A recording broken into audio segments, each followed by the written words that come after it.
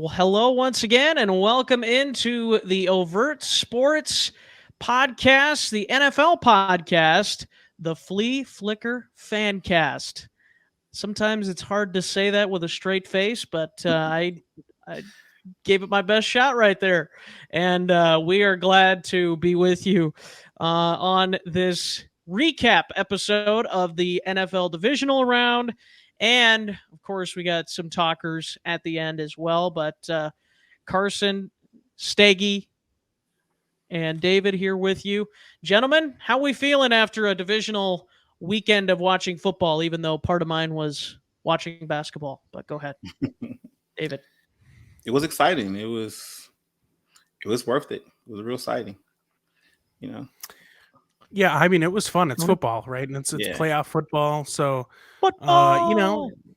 it was what I thought it was going to be for the most part.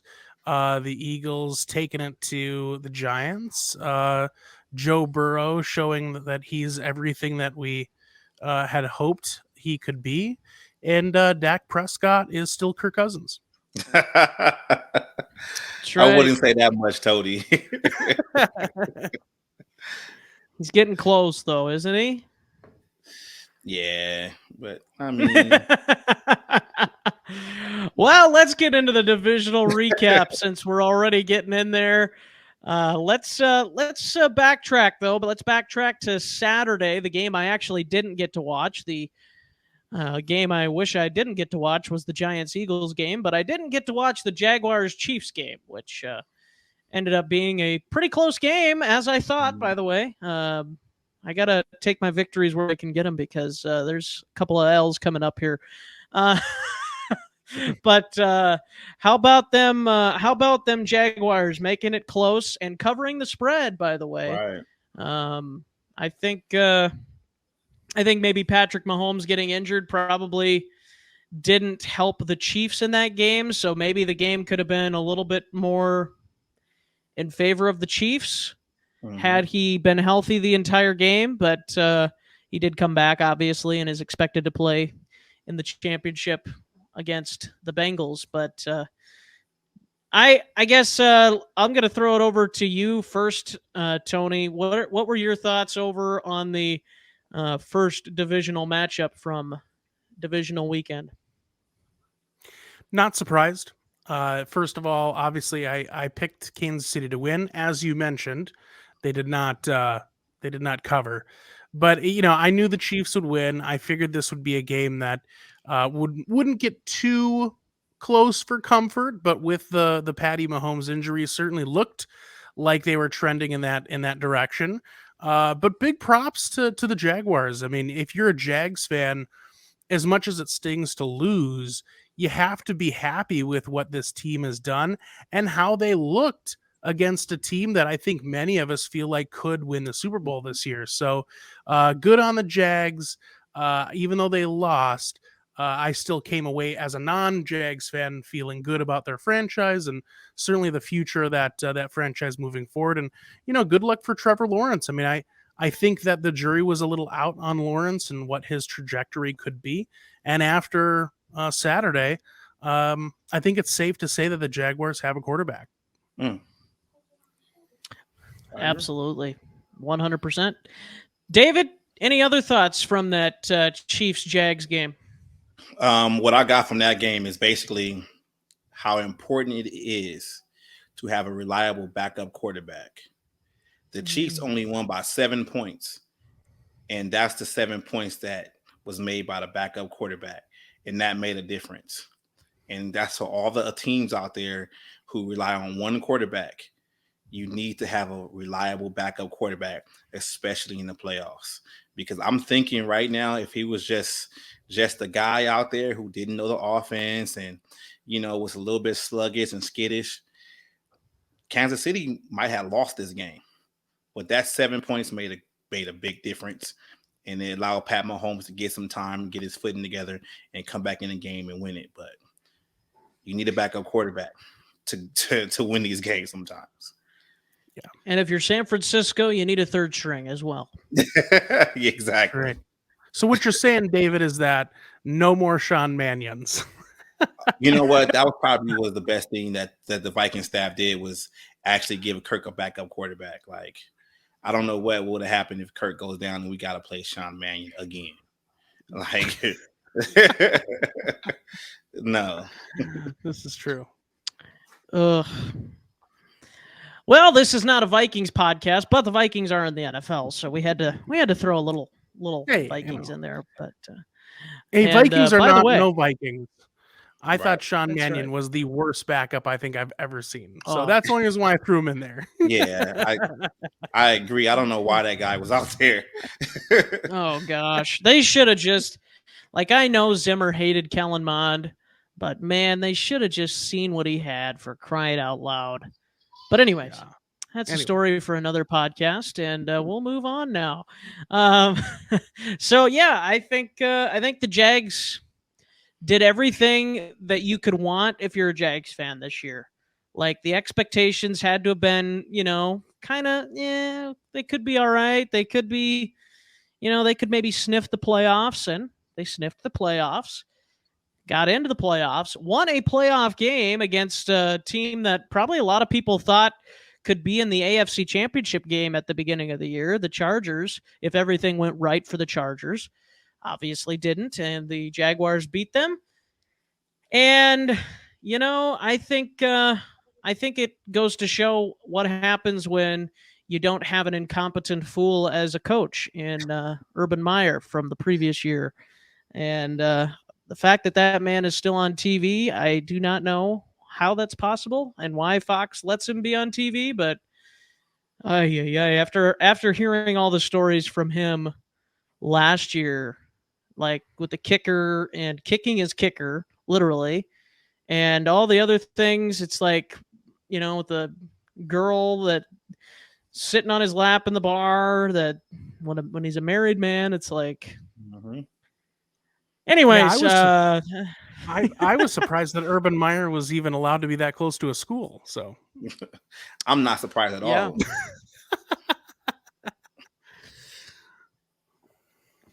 But anyways, Doug Peterson definitely should be a top 3 or 4 finalist for Coach of the Year, I think, based on what he's done. And I think we're by the way, newsflash for you guys and newsflash for the audience, we will be doing an end of the year awards ceremony, which we're not going to probably be in suits or anything crazy like that, but we're going to be giving our personal awards for GM and Coach of the Year, all those things. Probably the dull week between the championships, so it'll probably be next week. We'll probably do that next week when it's the dead week between Super Bowl and championship week, which is Pro Bowl week, which. Pro Bowl week. And we'll get it.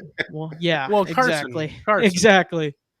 2 things. Yes. First of all, don't forget about the skills competition. Okay. Second of all, you speak for yourself. For the ladies out there, maybe we're talking birthday suits. That's all I'm saying. We do not promote that on this podcast. No. But not for them, for us. You just gotta, well. Yeah. So I said for the ladies, maybe they'll pay us to keep our clothes on. I don't know. Hey, you know what? Any way I could make more money, that would be great. That's right. Preferably with my clothes on. All right. Moving on to my thoughts. I think, well, I guess I pretty much said my thoughts on that game. I think it's a big step forward for the Jaguars, and honestly, I could see them winning that division for the next several years. Honestly, I think that the Colts are in a tough spot. I think that the Titans are in a tough spot, and the Texans, that's going to take at least 2 to 3 years before that even becomes a semblance of an organization again, I think.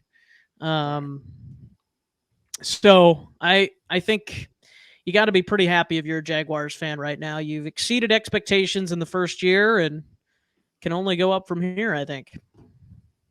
Agreed. But Agree. moving on to a much less competitive game, the Giants and the Eagles from Saturday night. And I think if David and I would have talked a little bit more about that game, we might have talked ourselves out of taking the Giants. Also, Right. we may have talked ourselves out of or at least talked ourselves into, if there's a blowout on our hands, it would be because the Eagles are blowing out the Giants. Yeah. But David, I think there was, if you ran this game back 10 times, I think maybe the Giants win twice, maybe.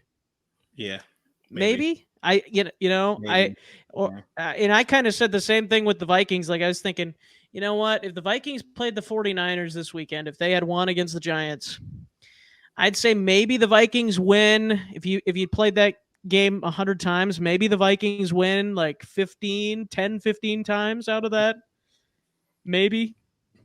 But yeah. Hence the maybe. But yeah, it was a disaster from start to finish for the Giants. Any thoughts on it, David? I was completely wrong. I mean, I Yep. botched that pick all the way through. Like, I was completely wrong. I really thought the Giants were playing with house money. They were gonna go in there and just play loose and have a good time and run Daniel Jones. But whatever they tried to do did not work against the Eagles. And the Eagles just ran away with it. And even when they scored a touchdown, it was really late. The game was already over. So the score, it would have been 38-0. But I mean, I was completely wrong about that. But I do give the Giants credit. They did get there. They overachieved, and they can look to next year in their division. It had to be 38-7, didn't it? It just had to. On the anniversary of 38-7 from the NFC Championship game. Tony? Yeah, I mean, is this the time that I get to take my victory lap? Yes. That's right. Yeah, I mean, Go ahead. You were right. Not to gloat a little bit, but no. Look, at the end of the day, no surprise to me. The Eagles were the far superior team. I just think, and not obviously not to. I'm not gloating, but to really drive home my thought and why I was right. No, it's just what the Eagles were able to do that the Vikings couldn't do the week prior is get home on Daniel Jones. And at the end of the day, Daniel Jones is not that great. I'm not saying he's horrible. I actually do think that, Daniel Jones has some talent there. The issue is that he's not a top tier quarterback. And so if you put pressure on him, he might make mistakes. He might make bad reads. And we saw all that. And that's what happened. The defense got pressure. They got home and they couldn't execute their game plan. And then, everything fell apart. And that's what we've seen from them during the season when they struggled for a bit, was teams were able to get home, throw them off script. And then, he's just not good enough to get them, back on script or to improvise. So no surprise there. I was a bit surprised how one-sided it was. I will give you that. I mean, I didn't foresee 38-7. But again, this speaks to my thought, and we'll certainly get into this when we get into our predictions, which will be on the next episode that we do this week. But I really think the Eagles have a shot. And I mean, they really solidified my position that they are the team to beat in the NFC. And I know there's everything we want to talk about with the Niners, and we'll get into that game, but Jalen Hurts is for real. That team is for real. They are. Yeah, and I think the Eagles did a really good job of keeping Daniel Jones in the pocket and not letting him break contain much, which I think Daniel Jones does a much better job when he's able to break contain, when he's outside the pocket, when he's able to improvise a little bit. And I think the Eagles knew it. I mean, they played him twice earlier in the season, so they know his weaknesses. and I think that plays a huge factor. But also the fact that, you compare Minnesota's secondary to Philadelphia's secondary, and it's like they play two different leagues. So, Practice I squad think, guys. yeah, yeah, It's true. exactly. Because I mean, Philadelphia's secondary, like at least their cornerbacks, I would say 1, 2, and 3 corners, the best in the league. Like I don't think there's, you could probably argue the Jets being up there, maybe, but I think Philadelphia is right there as being one of the best corners in the league. But I think that played a huge role, and especially when they don't have that many good receivers on that team. Isaiah Hodgins, like there was a reason that he was a guy that was available. Like Right. I don't think he's bad, but I mean, when he shredded the Vikings, which again is not saying much because of how bad the Vikings secondary is. But when you go against a team like that, you're going against Darius Slay. Good luck.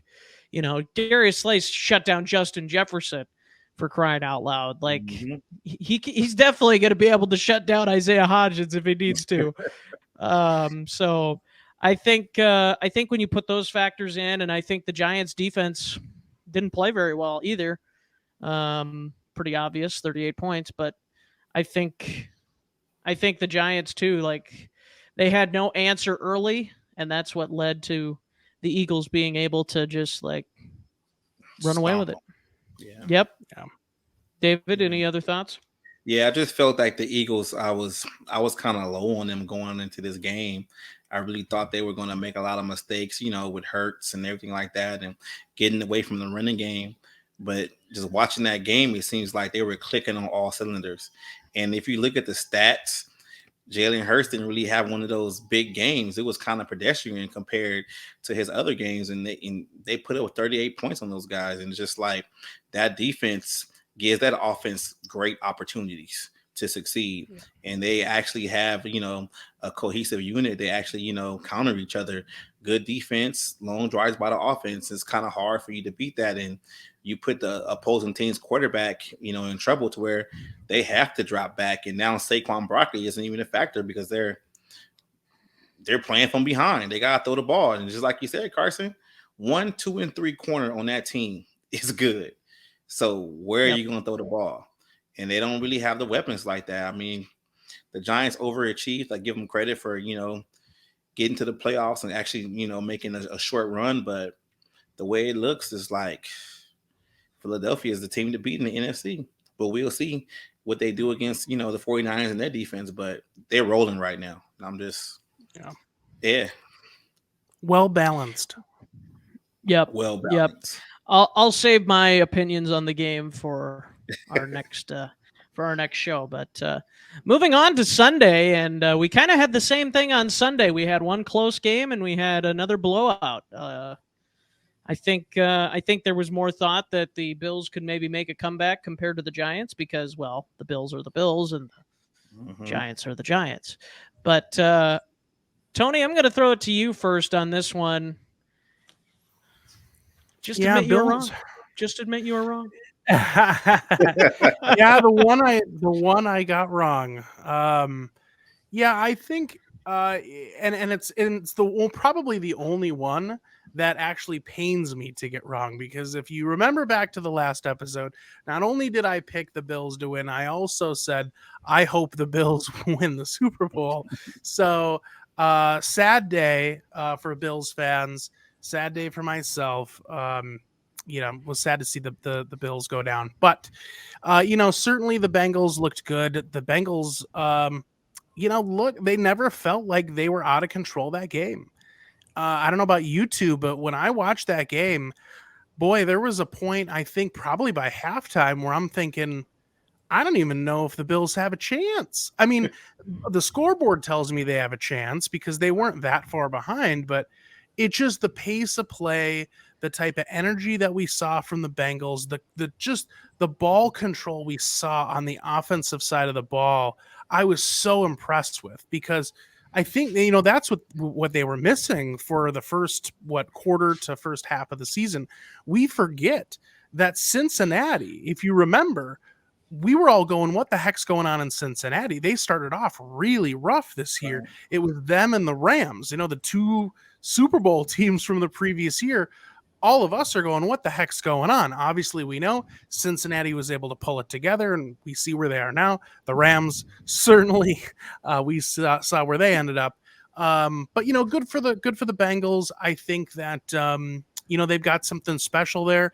And as far as the Bills, boy, they got a lot of questions that need answering, because that is a game, in my opinion, where I figured that they would thrive. I mean, they've got a good defense. They don't have a great running game, so I get that. But it just seemed like a team that would be built to win, a late, game in the season in the snow in January at home.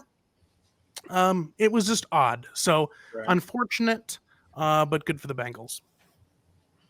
Yeah. They didn't come with energy, did they, David? No, I just felt like the Bengals came there with something to prove. I think they felt disrespected, where the NFL, treated them with the They whole watched you two. They watched you two make fun of them last week. And they just came out there to play. And just like what Tony said, like, you would think that the Bills would go in a game like that, a home game, and win. But as of looking at the Bills against that game on Sunday, they're not built to win. I mean, it's tough to say. They play in cold weather, and they're not built to run the ball. Like, their best running threat is Josh Allen. You can't do that consistently in the playoffs. And if you look at what Cincinnati was doing to them, I mean, Joe Mixon was gashing those guys for 7 yards, 8 yards, 10 yards, and it's like, that's hard to beat. That's how Buffalo should be built, but they're not. They're trying to go down the field, and look how it was snowing that game. And you have to be able to run the ball in the playoffs. You are a cold weather team that plays in Buffalo. You don't have a dome. How come you can't run the ball? And I just think Cincinnati might have exposed Buffalo a little bit. Yeah. I don't get it.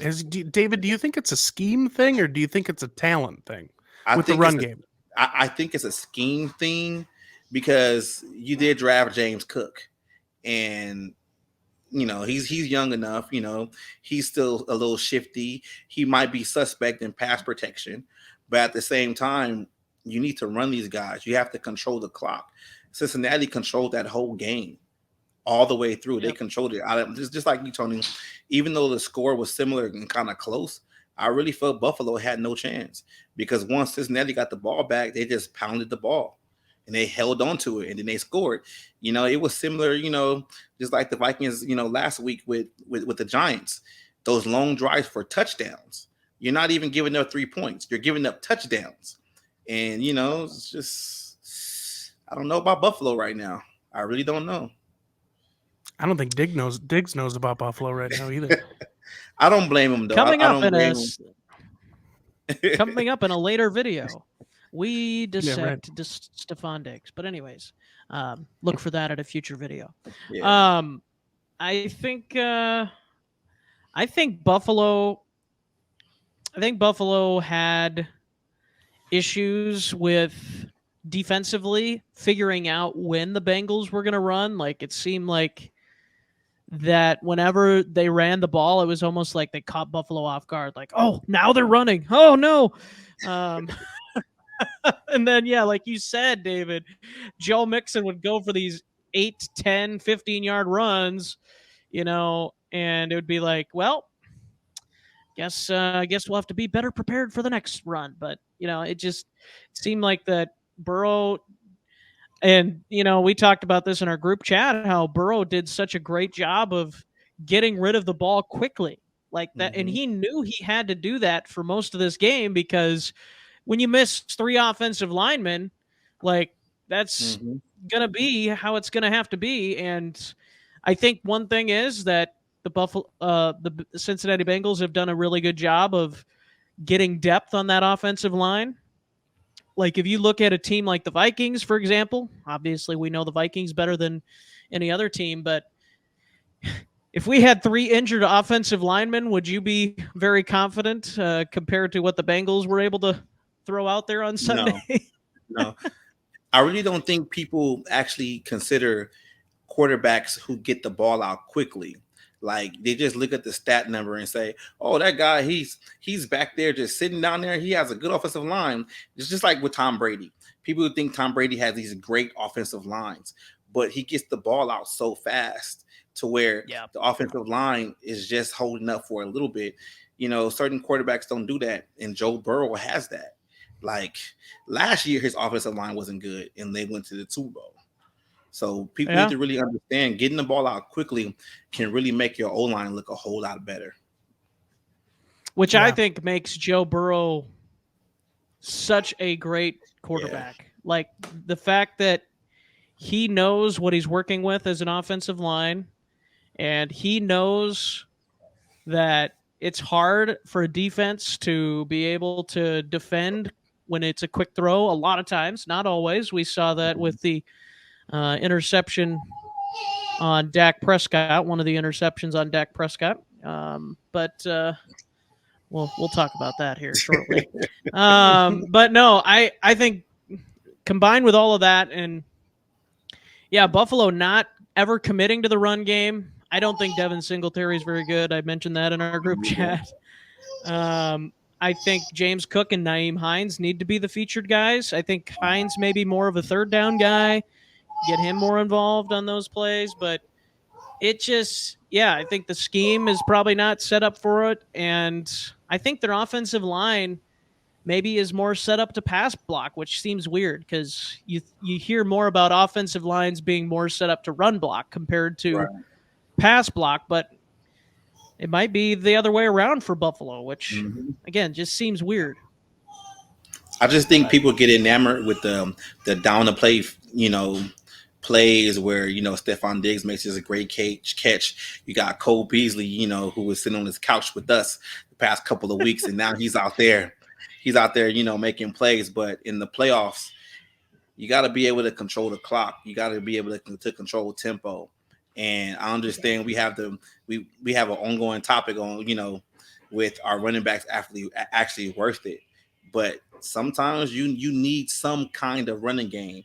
And that running game cannot come from your quarterback, because what you're going to do when that quarterback, tries to get the extra yard and he's gone, like what happens there, you have to be able to run the ball, especially in the playoffs. I'm not saying, everyone's not going to be like Joe Mixon, but you have to have some kind of running game. And I don't think Buffalo, that's not their identity. And that's why they keep getting bounced. Yep. It'll be interesting to see what the Bills decide to do. But that leads us to another question we'll ask here in just a bit. But let's finish up talking about divisional round recaps here. Everybody gave their thoughts on that, right? I'm not missing anything? Yeah. Okay. I think we all got it in. All right. Let's move on to the best game maybe of the weekend, ? The Dallas Cowboys and the San Francisco 49ers, they had the nostalgia going across the screen between breaks all the time, and this throwing it back to the old glory days for San Francisco and Dallas. And, well, sorry to tell you, Cowboys fans, it's not back to the old glory days yet. I think, and it's another question we'll ask here regarding a Cowboys player, but Dak Prescott played terrible. Like, I'm just gonna say it. Like, I think we all know it, and that's why I think the comparison to Kirk Cousins comes out, because he played terrible in the biggest moment of his career. I mean, and he does that at moments throughout his career where he just melts under the pressure. Same thing with Kirk Cousins. He played really well for most of that game last week against the Giants, but then when the moment is big, he needs a 4th and 8 conversion. Check down. So I I think that's where I go with the Kirk and Dak thing. I know maybe Dak is. I think Dak for sure is more mobile than Kirk, but and yeah, I just think Dak and Josh Allen are kind of similar in the fact that they both get a little turnover happy, and Wow. they just can't get out of it. But now I'm not saying Dak Prescott's Josh Allen, so don't run with that. But no, I mean Dallas could not run the ball yesterday either.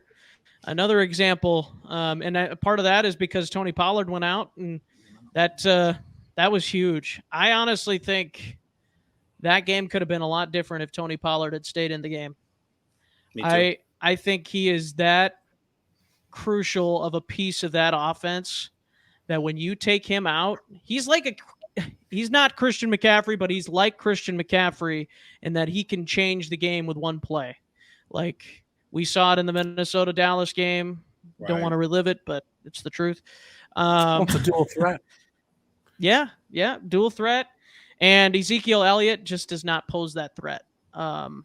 So, yeah, anymore. Exactly. But curious to hear your guys' thoughts. David, we'll start with you. I think the game was a even match back and forth, but when Dak started making those mistakes, that's when they actually lost the game. But I just think it was evenly matched, but that Niners offense is legit. Like they can beat you so many different ways. And I'm telling you guys right now, Brock Purdy is Shanahan's Tom Brady. Like they just get it done, seam routes down the middle, throw Debo in the backfield for a couple of plays, and they actually handed the ball off consistently to Christian McCaffrey, and he was just getting yardage on these guys, and it's just like Elijah Mitchell too. Yeah, Elijah Mitchell because he's back healthy. They haven't had him all year basically, and I don't think I would say Dallas defense played. They played a suitable game, but they didn't make enough plays to give their offense the ball back. And then when they did have the ball back, Dak just turned the ball over. And they actually have kicking woes too now, So it was to me, I can't blame the Cowboys defense for that. I mean, I think anytime that you only give up 19 points in a playoff game, you should be able to go out and your offense should be able to go out and win. Dallas is just, I know we just made the comparison, but they are kind of, as a team, a little bit like Kirk Cousins. I mean, just in a way where they just can't seem to get over that hump. And I don't know if it is just Dak. I think it's hard not to come to that conclusion, though, because that defense is not a bad defense. Their defense is good enough to win a lot of games. And I think the struggle is that, look, the offensive line for Dallas was good for so long. And now that those pieces are starting to age, we've seen injuries, we've seen people retire or become cap casualties. That O-line's starting to look a little more leaky than maybe it did in the past. And I think that's exposed Dak a little more than, what we've seen early in his career. The mistakes are the difference. I mean, if you look at the game that Purdy played versus the game that Dak played, they're not that much different. The big difference is the turnovers. And look, and again, I know we're going to get into this in our next episode, which if you can't tell, I'm really excited about when we talk about our predictions. So stay tuned for that episode. But I think that is ultimately what's going to hold San Francisco back, is the fact that I saw at least, and I don't know about you guys, at least 3 throws that should have been interceptions. And when you get into the playoffs, San Francisco is lucky those were not interceptions, because 2 of those, I can tell you, if my memory serves me correctly, one of them for sure was in the red zone. And if the other one wasn't, it was very close to the red zone. So we're talking about, drives where they came away with points where they could have thrown interceptions. I think a team like the Eagles is going to make those interceptions. So, is Dallas terrible? Of course not. But they are definitely stuck in this kind of similar situation that we've talked about with other teams, those who shall not be named, where it's just this purgatory period of, are we good? Kinda. Are we bad? Not really. Maybe in certain areas. Like, so it's either blow it up, or you're really going to have to go all in and get creative. So it is going to be interesting to see what they do. Last thing I'll leave you with the Cowboys is that I believe it was Jones was asked if this is going to be basically it for Mike McCarthy, and he said no. So we know we're getting more Mike McCarthy. It doesn't sound like Jerry Jones is ready to pull the trigger on the. And I think that's the problem, Sticky. Yeah, I think that's the problem with Dallas right there. There's 32 teams in the NFL, and only one team, after a team loss, you put the microphone in the owner's face. Like, the head coach needs to be talking at that point about, the adjustments that he couldn't make on the field, to make possibly change the outcome. I just think Jerry meddles a whole lot, and that's kind of the downfall of Dallas. And I feel like the Dallas defense wasn't actually playing well going into this game. They had, they lost a few corners, and I'm really not sold on Trayvon Diggs. I think he's a boom or bust player. He's going to give you 100 yards, and he might give you an interception, a game or two. But at the same time, you can't play that boom or bust defense with a team like the Niners. They're going to expose you, and I just feel like that's exactly what happened with these guys. Like, Dallas is a good defense on paper, but when it actually counted, they got shredded. I don't disagree. Yeah, I think their secondary definitely needs to improve. Yeah, their secondary is suspect. Their secondary is suspect, and the way Christian McCaffrey ran on those guys, their D line is suspect also, and they don't really have consistent linebackers either. Like, this whole Michael Parsons, is he playing linebacker? Is it a DN situation? It's like, you guys need to figure it out, please. Because Swiss Army knife. Yeah, Swiss Army knife. Like, what was he gonna do? I don't understand it, but I think that's Dallas. That's Dallas's main problem. Stick the microphone in the owner's face right after a playoff loss. I'm getting tired. I'm actually getting tired of seeing it. Well, I can tell you, as a Vikings fan, I don't even think Ziggy Wilf. I don't think I've ever heard Ziggy Wilf speak. Me neither. Yeah, it's been a while. All I know is that he looks like Wario from the Mario video games. Well, I will say there is no owner shown more on TV during a game than Jerry Jones. And honestly, I've thought this to myself, I wonder how much money he pays those TV cameras. Obviously not the cameras themselves, but the networks, to say, hey, you should show me about 10 times during this broadcast. Right. It's like, seriously, we've seen Jerry Jones for the 50th time. It's enough. Mm-hmm. Unless we are seeing him crying, like, that's the only thing we want to see. It gets clicks, it gets the views. I will say the ever-evolving eye spacing for Jerry is quite entertaining. I mean, I feel like at some point he's just going to be a fish, and those eyes are going to be all the way over here.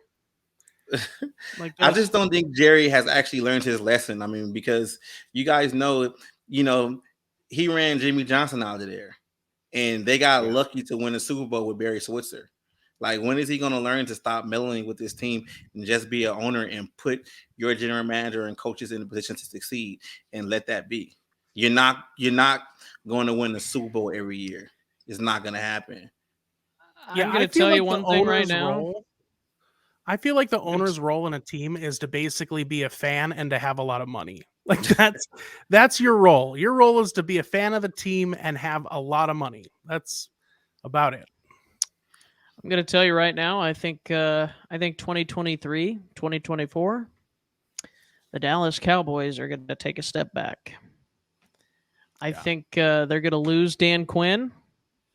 And I think that defense is going to regress a little bit. They're going to lose Tony Pollard in free agency probably. And another thing with Ezekiel Elliott, we'll talk about here momentarily, but um, I think he might be done in Dallas as well, and I'll tell you why. That's coming up next on the Overt Sports Flea Flicker Fancast. Stay tuned after No, this. stay tuned after a word from our sponsor, us. Hey, Yeah. um, let's move on here, gentlemen. Let's talk about the Buffalo Bills and their championship window. I think it's in jeopardy. I don't think it's closed yet, but I do think it's in jeopardy of closing, and here's why. I think Josh Allen's contract is going to become a little bit bigger this offseason. Tremaine Edmonds, really solid linebacker for them, is a free agent. Jordan Poyer, I believe, also a free agent, solid safety for them. So you're starting to see some of that defense kind of fall apart a little bit now. And I think that offensive line, like they're going to have to start to improve that a little bit more, I think, to keep Josh Allen upright. Mm-hmm. And I'm worried that if they don't make the right moves, they don't draft the right people, and I'm not saying they won't, but I'm just saying if they don't, then that championship window could be closing. I don't think it is yet, but I think it's got that potential to start to close. I still think they're going to be a pretty competitive team, winning the division a lot of years. But maybe we see the Jets sneak in if they find a quarterback next year. You know, I'm curious to hear your guys' thoughts on this. Tony, let's start with you. I hope not, because again, I feel like the Bills franchise is kindred spirits with the franchise that shall not be named. But they've had a tough go. I mean, the Bills fans out there have really, really been trying to, will their franchise, into relevance. And I think we all, as just an NFL community, felt like they made it. I know I did. Certainly felt like they were on the precipice of being. See. Oh, can you guys hear me? Okay. Yeah, we got you. Okay, I don't know what happened there. So yeah, I really felt like Buffalo was in a position to make a run, and it's just unfortunate. I do feel like they may have to make some difficult decisions. The other aspect of it is they may also take that time to reevaluate the makeup of their team. I think that for a long time before the offense was a known commodity, they really put a lot of stock into making that defense what it has been. And look, I'm not saying you shouldn't have a good defense. I'm just saying if you look at what we talked about earlier with some of the other teams, having balance sometimes is more important than being really, really good on one side of the ball and then not so great on the other. I feel like if maybe they invested a little bit more on the offense, even though they might take a step back on the defense, boy, if they could have some semblance of a run game, or, again, have a guy like, we'll just call it for what it is, like a guy like Joe Mixon that can run the ball and catch the ball out of the backfield, with a Josh Allen, with a Stephon Diggs, as long as he wants to be there. This is still a team that could be really good for a long time. So we'll see what happens, but it will be interesting. Yeah. I think their window's closed. Sorry. I like Buffalo. I think Josh Allen's great. I love Stephon Diggs, but I think their window's closed because the rest of the teams in that conference are just going to keep on getting better. You already can't beat Joe Burrow. You have a hard time with Pat Mahomes. The rest of these teams, look at the Jets. Like you said, the Jets are young right now and they're hungry and they're a quarterback away. I think the way they're built, they really, really missed Von Miller to kind of try to get home, to kind of rattle these quarterbacks. And them not having that kind of put the defense, in bad situations. And they have a lot of injuries, going into this game too. And I think maybe the best thing for them is maybe trade Stephon Diggs for picks and actually get a running back or something. Because if you think about it, Carson's laughing. If you think about it, Diggs is owed a lot of money too, right? He's owed a lot of money. Yep. And at the same, he's owed a lot of money.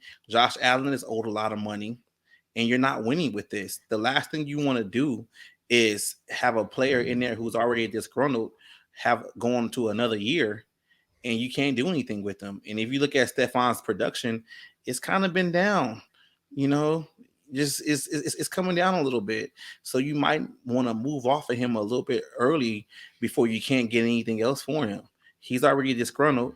So you might need to package that over there and maybe put those picks to the offensive line. Something has to be done. The only reason I'm laughing about it is because I think it reminds me so much of the Vikings. So yeah, that's why I was laughing. Yeah, yeah, it is. It's like, here we go again. Here we go again. But I think the Vikings made the right decision.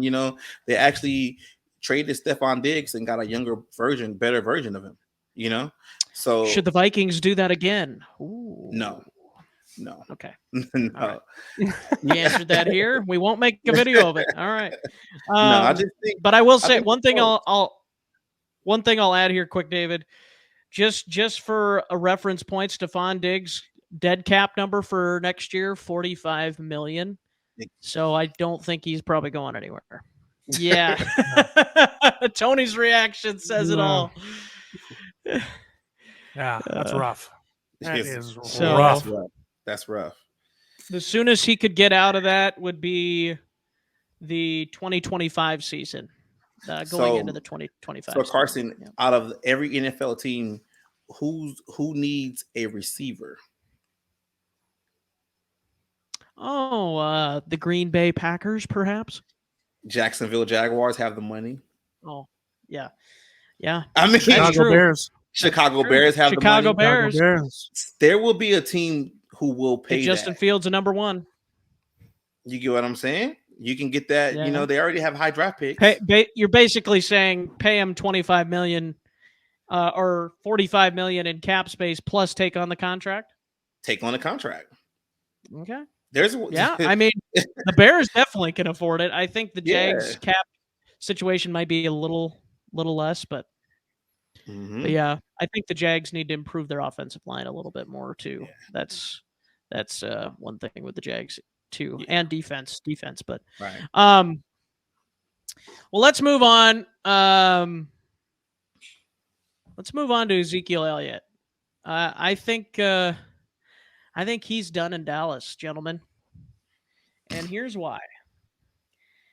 He has a potential out now after this season has concluded. And if the Cowboys decide to let him go, Tony, I told this to Tony already, but he could be, there's an $11.86 million dead cap that they would take on. However, that gets them out of the final 4 years, $50.1 million contract. So you tell me, would you take the dead cap hit or would you keep Ezekiel Elliott? I'm taking the dead cap hit. Yeah, exactly. Yeah. Mm-hmm. Yeah. I mean, we've seen, I just think with Zeke, we've seen that the tread left on that tire is, let's put it this way. If Zeke went into an auto body shop, they'd probably tell him, you're not street legal anymore, Zeke. Tread left on that tire, baby. You're bald. So, yeah, you're right. You're riding on inner tube, Zeke.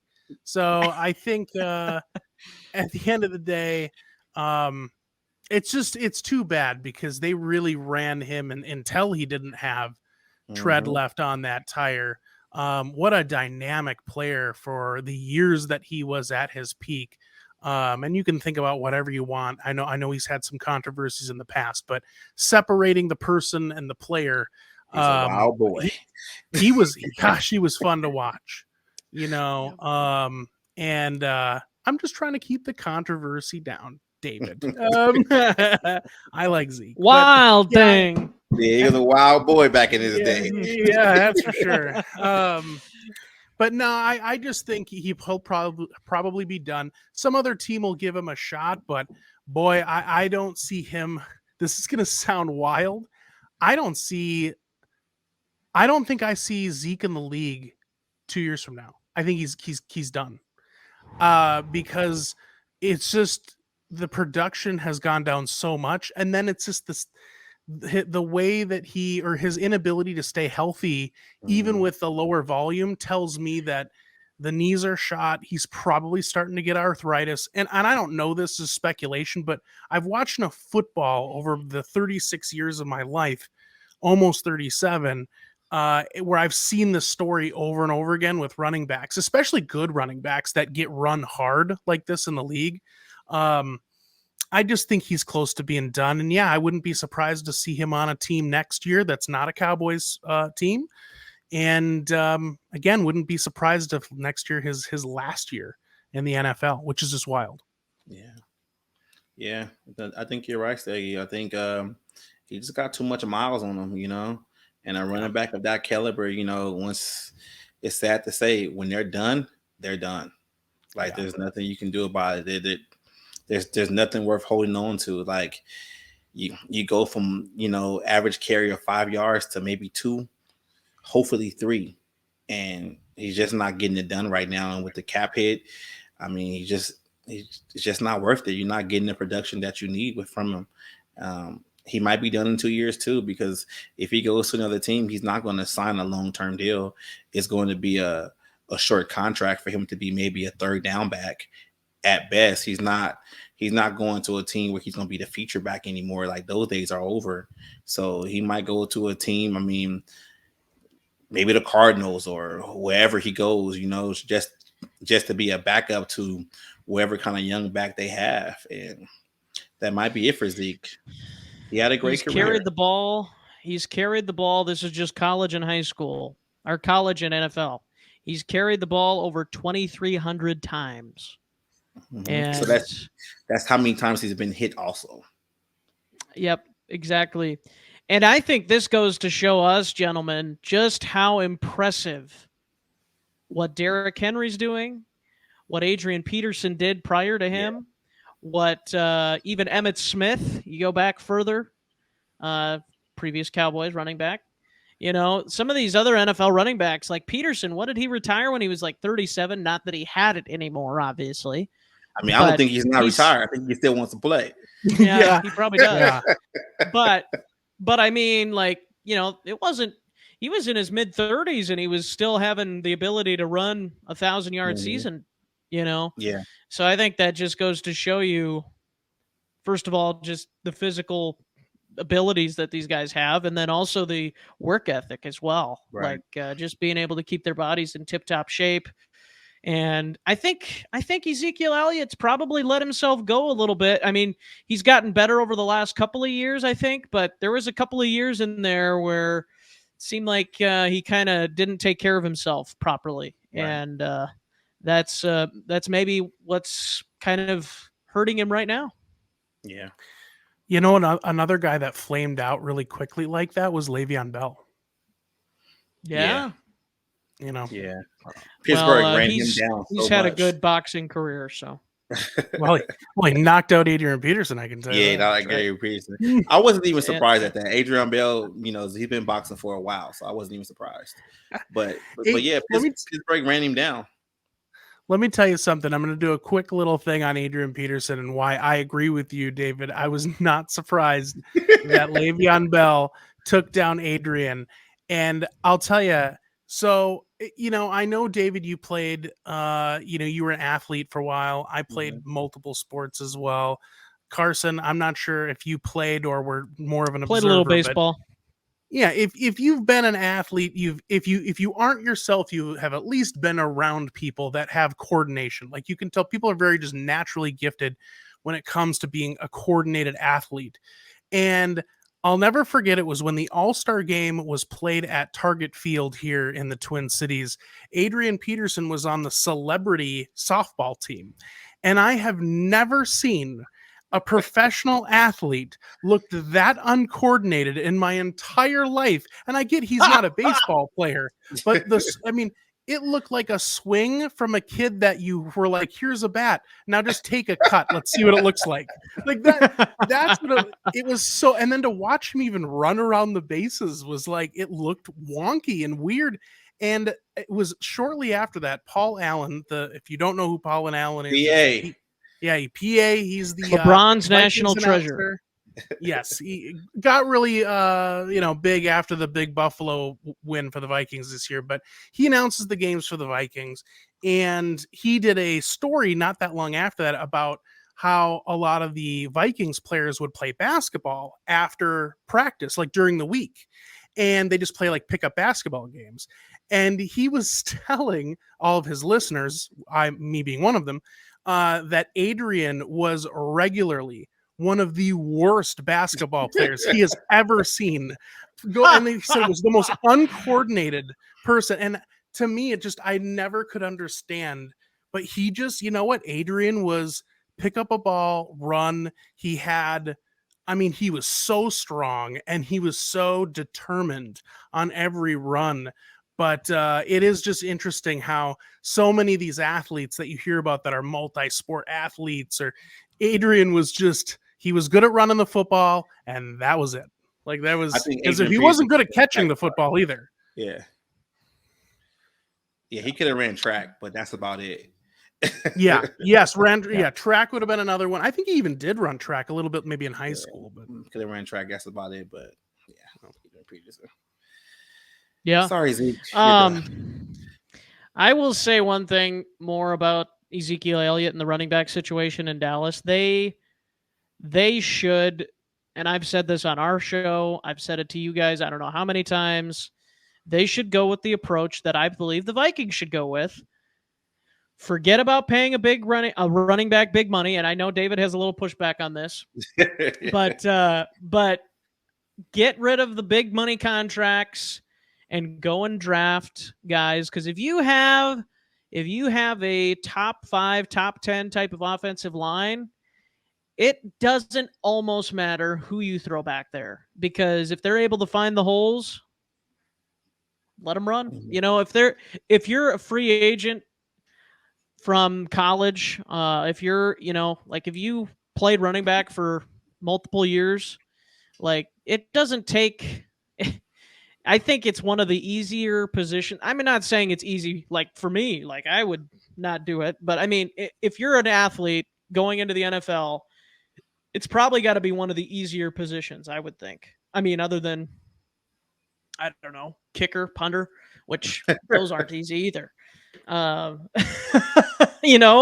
if you have the speed, if you have the strength, I think if you have the ability to play at the NFL level, that's probably one of the easiest positions, because you're basically just trying to look for a lane and run through it. That's it.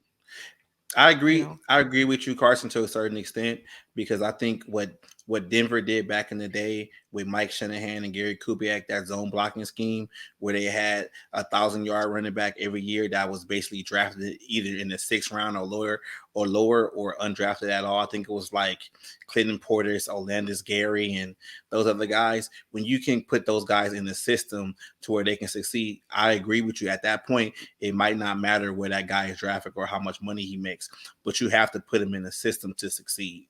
You have to put him there to succeed. That's the big part about it. You can't Tom Brady's running backs. Exactly. Brady's running the back. Like, I would say the only big running back Brady had probably was Corey Dillon, and Corey Dillon was at the end of his career.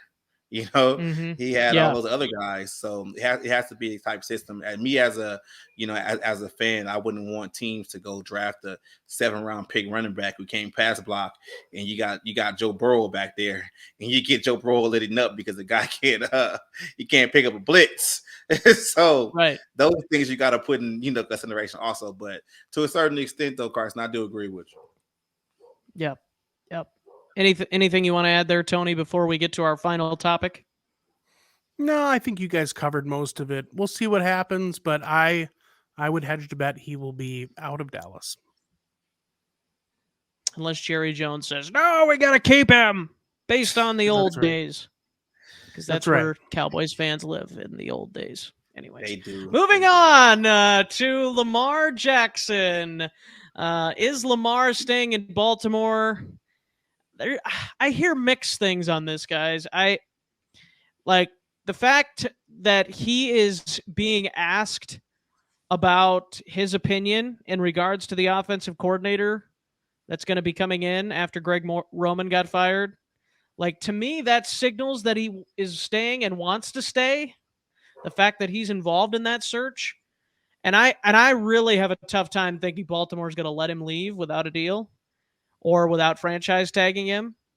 Even though if I'm Lamar and I don't want to be there, I would probably refuse to play. But I don't know. I think Baltimore is probably the best spot for him because I think that team is set up to kind of have the system that he needs to be in, but or he excels in, I guess. Because there is a certain system I think for Lamar that like there's certain systems that, and this is for all quarterbacks too. Like there's certain quarterbacks that wouldn't excel in a spread system. There's certain quarterbacks that wouldn't excel in a West Coast system with play action. But it just seems like the way that Lamar fits in Baltimore is, I mean, that's hard to maybe replicate other places. Maybe I'm off based on that, but any thoughts, David? We'll start with you this time on Lamar Jackson. I think Baltimore is being real cute when they're saying they're considering Lamar Jackson for offensive coordinator. Like I don't believe it. I mean, it's just they're just being a little cute with it for free agents coming in and kind of to keep the team composure together who will want to keep Lamar on that team. I don't know where Lamar is going to go and get this money that he's asking for because he's been hurt the last 2 years. And the way he plays the game and the hits that he takes, I don't know if a team's going to actually want to, put that money up, for a franchise quarterback to not to play when it counts the most. Baltimore is a good destination for him, but I just feel Baltimore kind of robbed him because they never really put the best, talent around him, but we're going to see what happens, with this situation. I don't think they come to any kind of agreement contract-wise. I think he's probably going to have to play on a franchise tag, and that's just what it's going to be because trading him right now to where is he going to go? What team is going to just put wherever they got to do around him for him to succeed? Where, do you guys have any team that Lamar can just go and the way he plays, he's going to succeed? I don't know. He's not saying that nothing's against Lamar Jackson. He's a great talent, but he just hasn't been available the past 2 years in the playoffs. And that's when you need it best. So, yeah. Tony? I couldn't agree more. I think the biggest issue for him is health. Can he remain healthy for a full regular season? And as you already mentioned, David, when it comes to the most critical time of the year, the playoffs, we need you. I mean, if you're going to be our guy, yeah, we're talking playoffs. I just think the talent is there. As far as him going somewhere else, I think other teams could certainly figure it out. I mean, it's not like you really need a complete overhaul. I don't think that's the issue. My biggest issue just comes down to the business side of it. If I'm going to pay a guy an exorbitant amount of money, I'm going to want to make sure that investment, and as gross as it is to say, when they offer these massive contracts, it is an investment. Is that investment going to be there when I need it? And if it's not, is that a good investment? And that's really the dialogue that I think everybody's trying to have is a big contract to Lamar Jackson a good investment? Purely based on talent? I think yes. I don't think there are many people that would say purely based on talent, he would not be a good investment. Where the nuance comes into play is the health issue, which David already touched on. So I couldn't agree more. I'm not seeing it. I think he does stay in Baltimore. Actually, if I'm Lamar Jackson, I think he tries to play the Kirk Cousins game. I think he lets them tag him and he bets on himself, and good for him. He should. And you know what? I hope that he figures it out. He's totally healthy and, he makes his money. But I bet that's what we see. I think he lets himself go on the franchise tag. He plays and basically looks at Baltimore next offseason Hopefully, again, he plays a full season and says, what are you going to do, tag me again? Because those dollar signs are going to just be even more next offseason. Yeah. Yeah, I can see that too. But it's to me, the best ability is availability. And it's just like you said, Tony, it's not knocking his talent or, whatever, but he hasn't been available. And just ask you guys a quick question. What do you think, considering the current state of the AFC, what do you think Lamar would need to succeed going down if he does decide to sign long term?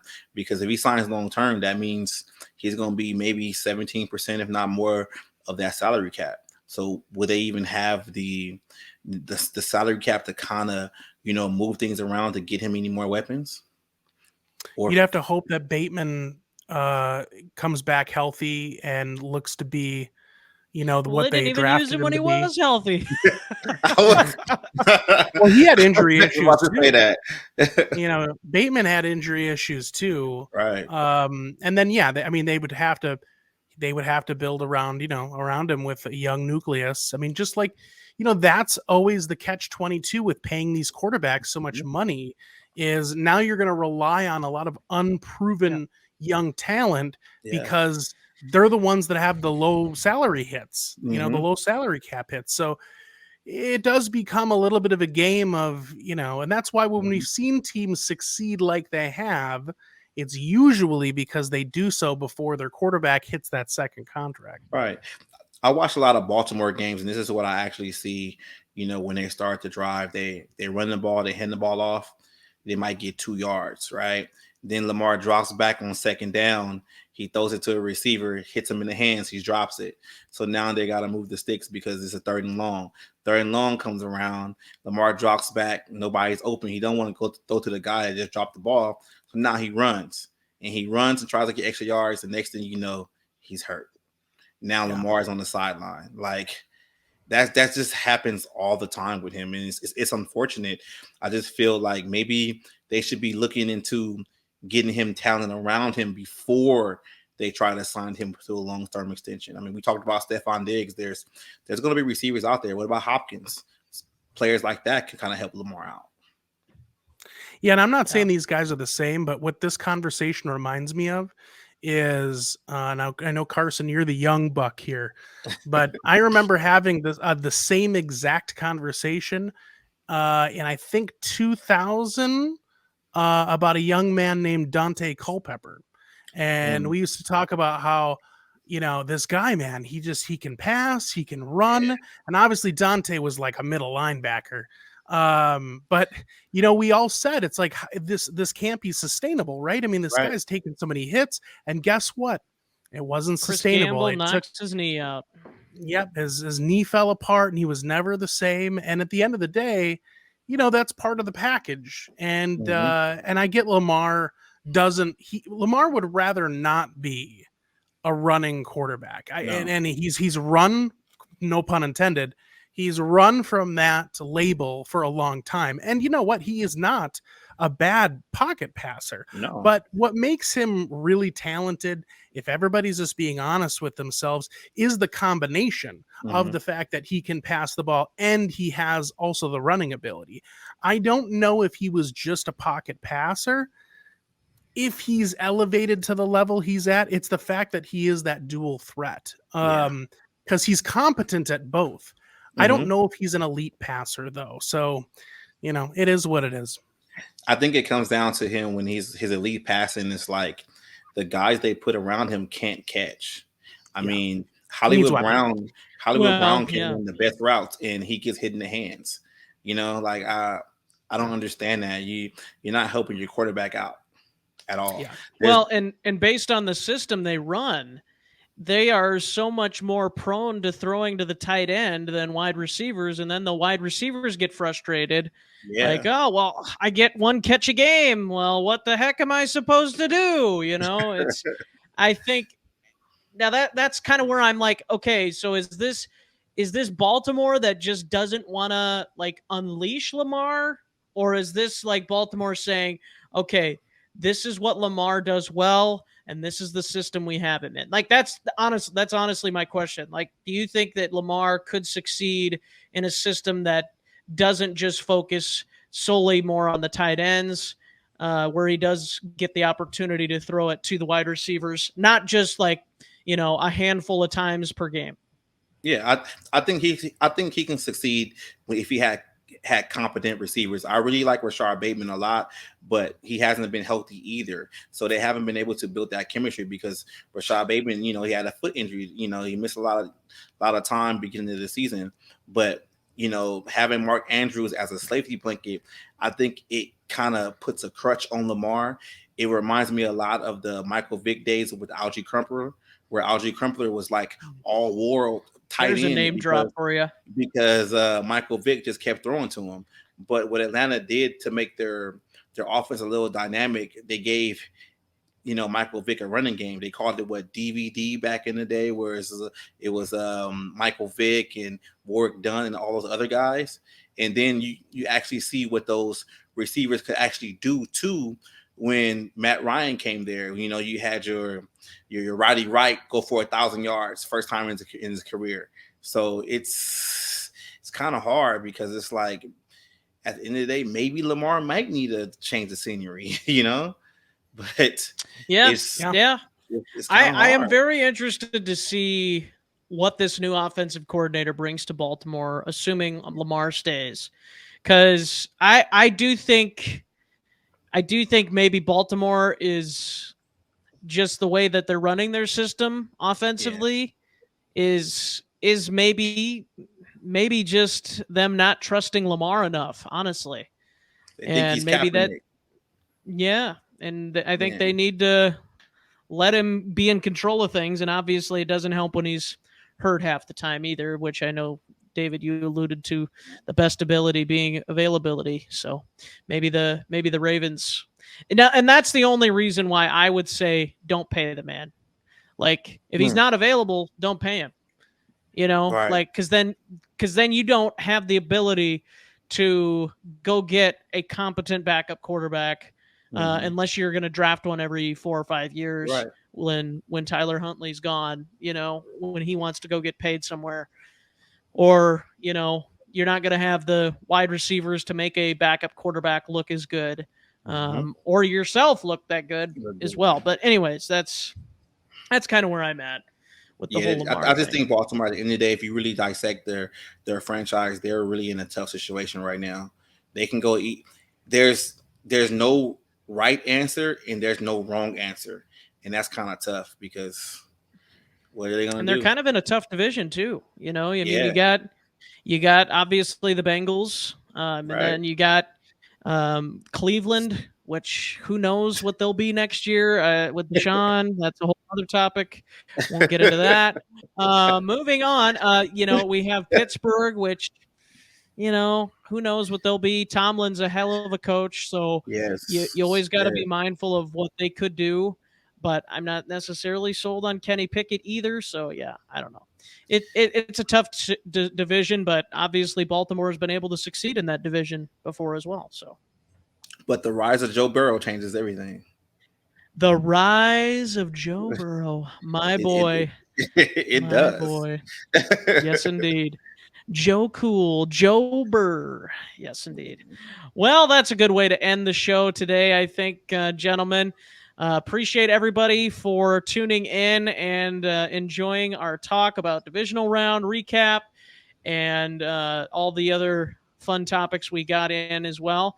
Make sure to check out our people reacting to Stephon Diggs' tantrum. We're going to talk about that. We're going to talk a little video about that. And then, of course, we will be back towards the end of the week with a look to the NFC and AFC championship games. I'm excited for some football on Sunday.